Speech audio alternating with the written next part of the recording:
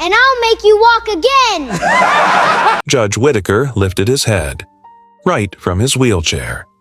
The whole courtroom erupted.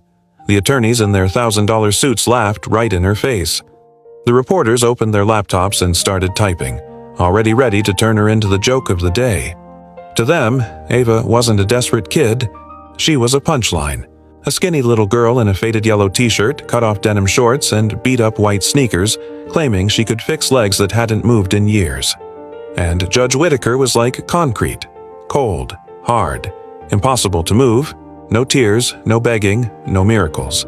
The laughter got uglier. One woman covered her mouth and snickered. A man in the back yelled, "Come on then, make him dance, we're waiting." More people started laughing, and there was her father, Daniel Brooks, sitting between two court-martials. His hands were shaking. His face had completely fallen apart. But he wasn't crying over the sentence. He was crying because his daughter was being humiliated for him. "Ava," he said, his voice breaking, "stop. Please, don't do this for me." But Ava didn't move. She didn't lower her head. She didn't take one step back. She just clenched her fists, straightened her shoulders, and walked to the middle of the room. Everyone stared at her.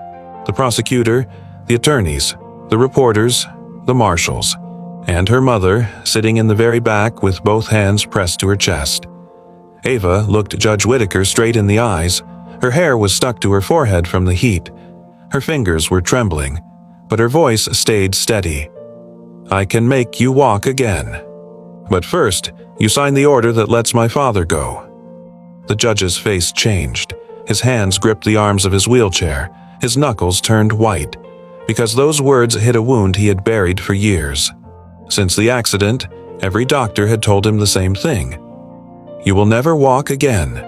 16 years of hearing that sentence. 16 years of swallowing the anger.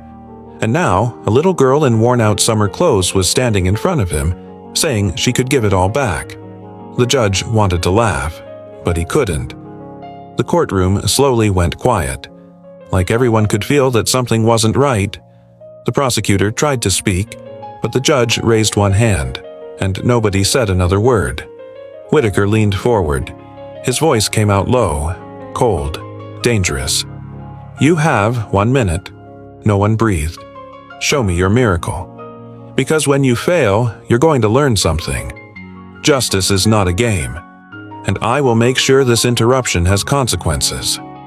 Total silence. Dead silence. Even the people who had just been laughing shut their mouths, because Ava didn't look scared. She didn't look lost. She didn't look like a child making something up. Something started burning in her eyes. A light, steady, strange. And that was what scared everyone, because it didn't look like a plea. It didn't look like a fantasy. It looked like a promise. Her father could barely breathe. Her mother closed her eyes and prayed under her breath. Judge Whittaker didn't blink. The attorneys stopped smirking. The reporters stopped typing, and the clock kept moving. 1 second, then another.